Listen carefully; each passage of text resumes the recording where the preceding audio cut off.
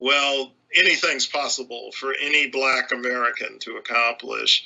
Um, but, folks don't think about the fact that even among white folks, there are very few people who actually become president, and there are very few people who have the kind of wealth that an Oprah Winfrey has. But proportionately, yes, there are far fewer blacks who have the type of wealth that Oprah Winfrey does than whites. And that's entirely because of the fact that we haven't been able to receive the same kinds of resources from previous generations because they were deprived of the capacity to accumulate wealth. And I've done a lot of writing about the imaging of blacks, the imaging of black affluence. And I think that one of the big points you make that's important is that imaging encourages people to think that racism is over, and that the kinds of disparities that we're talking about don't really exist. In fact, folks don't even try to look at the data half the time to try to see what's going on because they're convinced, well, if you have a black president, if you've got an Oprah Winfrey, well, anything's possible for any black American to accomplish. But, folks don't think about the fact. Okay. Sorry for the... Okay, I apologize. The video was somehow interrupted, ladies and gentlemen. So I'm trying to give people time who were on the video, who were on the original video, to kind of catch up. I left a message there, but I'm trying to get them time to kind of catch up that the new video's on, and so they can go catch that. Is Antonio still on the line? Yeah, let me get him. Let's. I want to bring Antonio on to talk about this because this was actually, this was his interview, and I thought it was a great interview because I had a hard time actually getting the interview together because I felt that there was so much information in it. So so I want to have him come in and be a part of this conversation because he spoke to him and get his impressions on where Darity was in terms of his mindset, in terms of where he sees everything going and that sort of thing. All right, real quickly, Yvette, can you tell the people why are we taking advice from all the wrong people? Where do the right people come from, and how come they're not on TV? Well, I think in that clip they mentioned Oprah, right? So they mentioned Oprah, right? So you're not supposed to take financial advice from Oprah? No, let me tell you something. Let me tell you. Nobody wants to tell the truth. But sometimes you just have to tell the truth. And I'll continue this, but Oprah says stuff that's such wish fulfillment. Like I have a bunch of Oprah quotes in front of here, and this is the kind of advice you get from Oprah as a black person. Find your calling. Everybody has a calling, and your real job in life is to figure out as soon as possible what that is. Dreams. The key to realizing a dream is to focus not on success but on significance. I feel that luck is preparation meeting opportunity. This is the kind of thing that you get. Do your best. My philosophy is that not only are you responsible for your life, but doing the best you can in the moment. God, blah, blah, blah, blah, blah, blah, blah. Know your purpose. Wealth. The reason now listen to this. The reason I've been able to be so financially successful is my focus has never ever been 1 minute on money. How can you be a black person in America and say that your success has never been in 1 minute on money? Like, are you lying to me? Either you crazy or you think I'm crazy?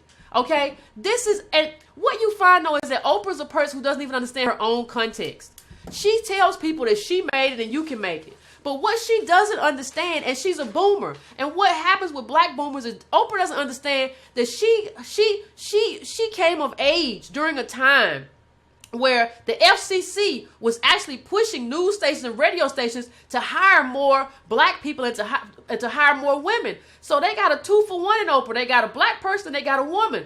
The government, Oprah needs to be thanking government for her job. She doesn't need to be going around talking this do for self stuff. She's not aware enough to understand her own context. She doesn't understand herself. That's a problem. You can't be, and we keep going around taking advice from people that don't understand the world that they live in. How can you take advice from somebody who doesn't understand their own world? How can you take advice from somebody who doesn't understand how I got here? If you don't understand how you got here, if you don't understand what built your success, there's nothing you can tell me. And this stuff doesn't help anybody. This stuff doesn't help anybody. Now I have the calling number is 970-296-8222. Once again, that's 970-296-8222. What? Okay, let's go to Antonio. Hey, how's everybody doing? Hey, Antonio. Hey, what's up? Thank you so much for sharing this video. I thought it was powerful. Definitely kind of got the feeling to reach out to Daddy from discussions with you. We talk about this extensively. So this is a great discussion to have, a necessary one, because it feels like a lot of African Americans are a bit confused about wealth and what blackness means in context of wealth. Hello? I'm here. Go ahead. Yeah. All right. So for those that don't know, I write on the Institute for Policy Studies, which is an economic think tank. So I've been writing about this for a long time. So having a discussion with Darity is more about a discussion than just an interview. You definitely should watch the whole thing. But I think in so many ways, what African Americans have come up on is an idea about wealth that doesn't match any sense of reality. It's not even like partially real. So as an example, just today we had a discussion about black business, and everybody was approaching it as though black and white don't exist in the sense of like just stocks and investment and capital. No, there was 350 years of slavery here. No, there was Jim Crow here where they literally shut us out of business.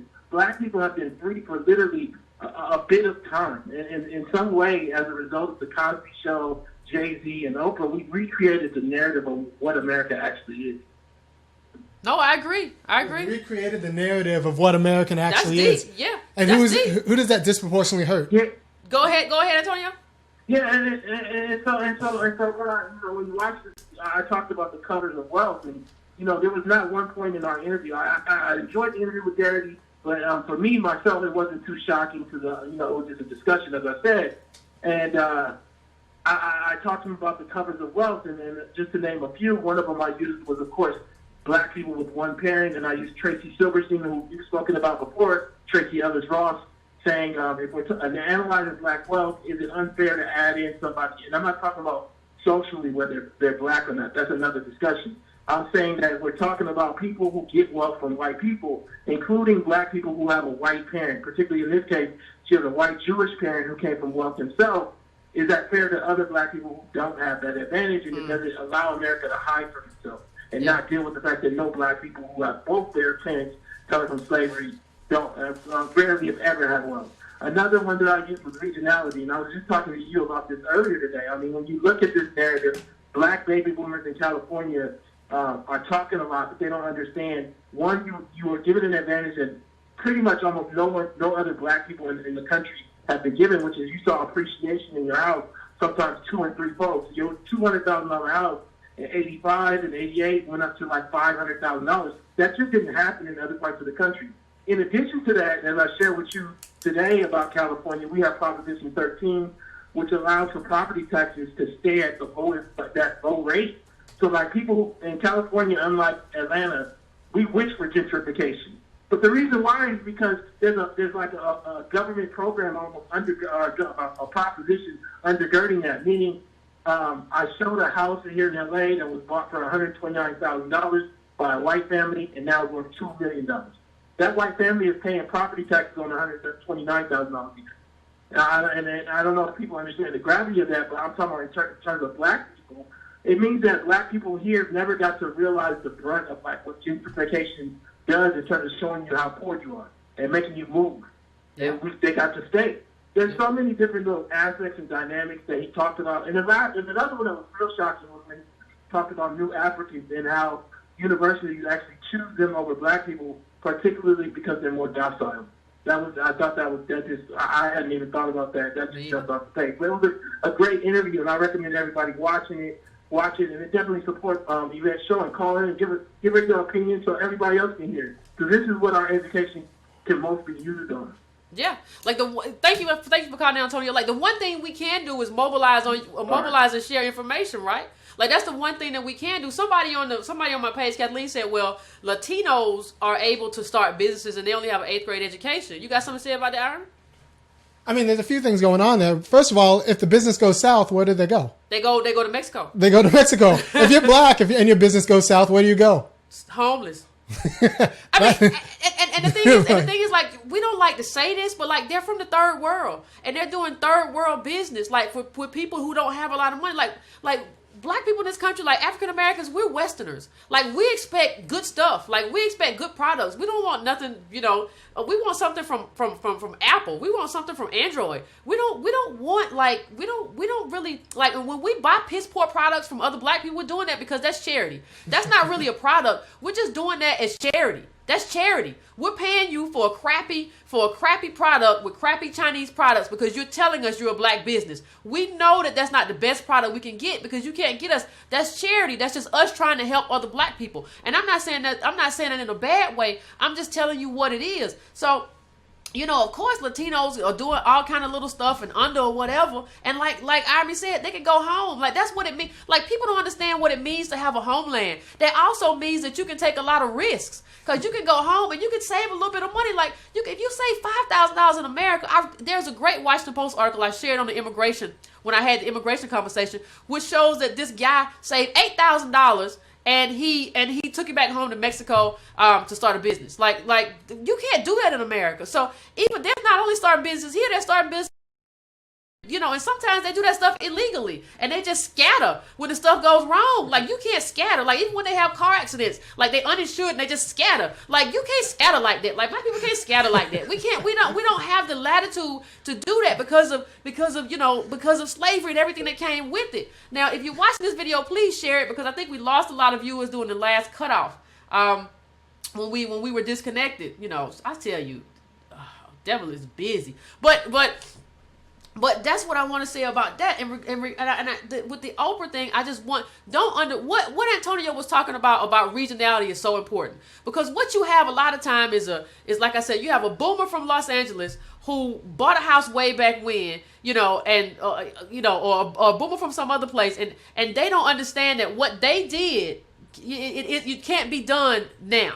Like, you're not going, like, how many of you all, everybody says I own a house, how many of, raise your hands right now on Facebook. I want you to say yes. If you have a home that has equity, and what a lot of equity means, usually means you live around a good deal of white people. So if you have that, I just want to know. Just say I got it on Facebook. I just want to do a count of the number of people who have that in terms of having that kind of thing, because we think of a house as a house, but a house in Atlanta is not the same thing as a house in Los Angeles. And I think that's what they were talking about in terms of regionality. You're not going to have any of that, of all of that equity if you're just living around African Americans. And that was that was something good on that too. But because Antonio brought up the clip about the white parent, I want to go to that first.